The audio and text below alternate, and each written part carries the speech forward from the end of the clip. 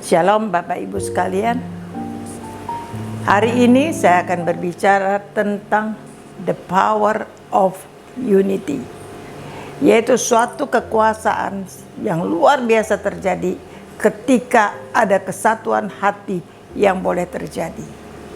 Sebelum kesatuan hati itu terjadi di lingkunganmu, maka buat kesatuan hati itu ada di dalam keluargamu, di dalam rumah tanggamu, di dalam kehidupan engkau, anak-anakmu, bersaudara, semuanya buat di dalam rumah tangga, di dalam keluarga masing-masing ada kesatuan hati. Ketika kesatuan hati ada di dalam setiap rumah tangga, maka kita akan melihat di mana di dalam rumah tangga itu. Yang pertama, ketika ada kesatuan hati itu, Tuhan akan hadir. Bukan sekedar Tuhan akan hadir, tetapi Tuhan akan mencurahkan berkat-Nya di dalam rumah tangga itu. Berkat rohani, berkat jasmani.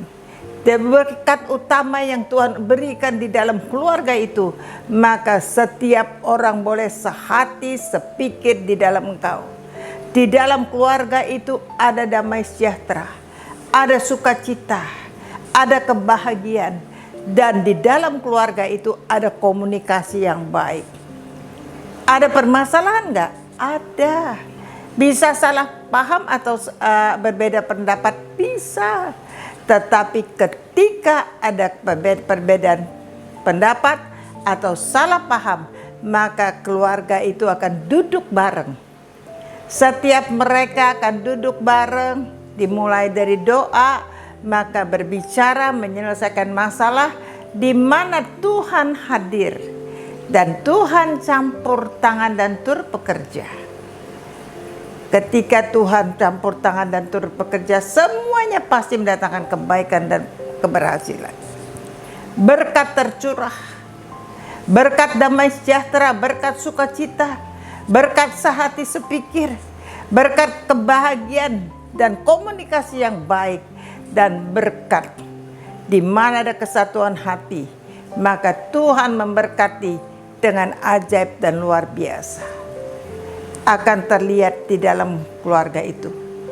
Apa yang tidak pernah dilihat oleh matanya, apa yang tidak pernah didengar oleh telinganya, bahkan apa yang tidak pernah timbul di dalam hati setiap mereka, itu Tuhan buat nyata di dalam kehidupannya. Bapak, Ibu, saudara-saudara, ketika kesatuan hati itu terjadi, Tuhan hadir di dalam keluarga dan Tuhan mencurahkan berkat-Nya, maka setiap orang di dalam keluarga itu kehidupannya boleh menjadi berkat bagi orang lain.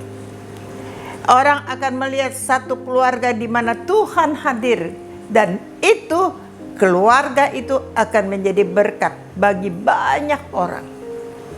Setiap keluarga-keluarga kecil, ketika mereka punya kesatuan hati, dan itu sudah terbiasa dibawa di dalam komunitas yang besar, di dalam gereja, maka gereja itu pasti menjadi gereja yang kuat, gereja yang dikenal oleh Tuhan.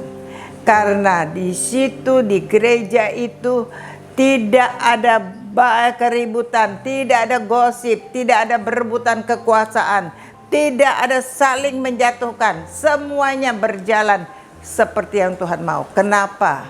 Karena pemimpin yang tertinggi di dalam gereja itu adalah Tuhan Yesus Kristus sendiri. Apabila Tuhan yang memimpin, apabila Tuhan yang selalu hadir, maka setiap orang di dalam gereja itu, mereka punya kesatuan hati. Mereka benar-benar diajarkan bagaimana mengasihi Tuhan, bagaimana mau hidup di dalam kebenaran firman Tuhan, bagaimana semua yang berbeda itu ketika dipersatukan menjadi begitu indah. Bapak, Ibu, saudara-saudara, kenapa saya katakan demikian?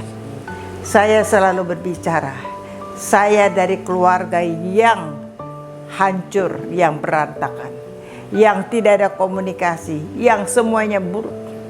Tetapi ketika mulai dari satu orang menghadirkan Tuhan di dalam keluarga ini, maka Tuhan itu bekerja. Ada masalah nggak? Ada. Ketika Tuhan campur tangan dan di dalam keluarga itu Tuhan bekerja, kita cuma bilang, Tuhan tolong aku, pegang tanganku, tuntun langkahku, bawa aku selangkah demi selangkah bersama dengan Engkau, berjalan di dalam kebenaran firman. Kalau Tuhan pegang aku, maka Tuhan akan pegang pasangan hidupku.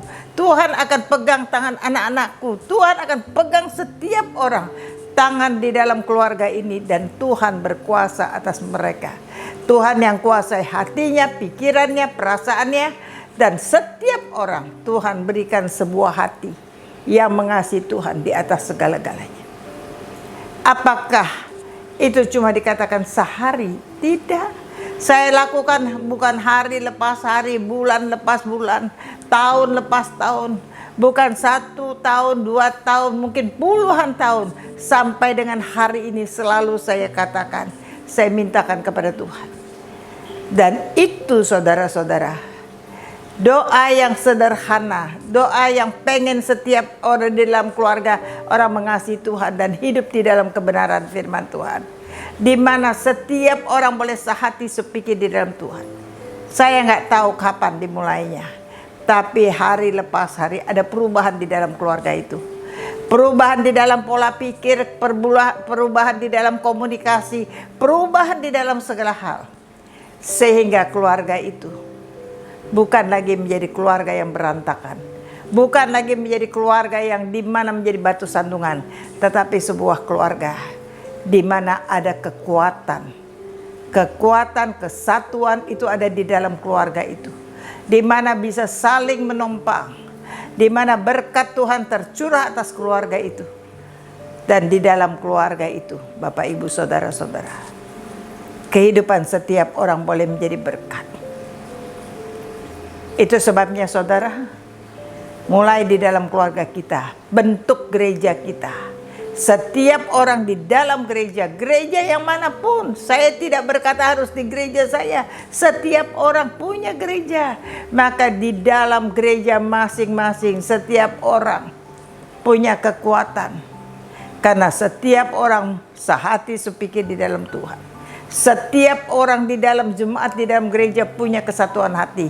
Maka setiap gereja, kehidupan jemaatnya, kehidupan pengerjanya akan menjadi berkat bagi banyak orang. Ayo Bapak Ibu Saudara-saudara yang pengen punya kesatuan hati, baik itu di dalam gerejanya, di dalam keluarganya, di dalam komunitasnya, maka buka hatimu lebar-lebar. Biarkan Tuhan yang bekerja. Tuhan akan melakukan jauh lebih daripada apa yang dia pikirkan. Ketika engkau setiap hari kau lakukan bagianmu, minta Tuhan tolong engkau, minta Tuhan pimpinmu, maka engkau akan melihat setiap doa yang dinaikkan setiap hari dengan tidak jemu-jemunya, maka doa itu akan berbuah. Setiap orang di dalam keluargamu akan sehati sepikir di dalam Tuhan. Setiap orang di dalam gerejamu akan sehati sepikir di dalam Tuhan. Dan untuk itu nama Tuhan dimuliakan. Yang mau melakukannya bersama dengan saya katakan amin.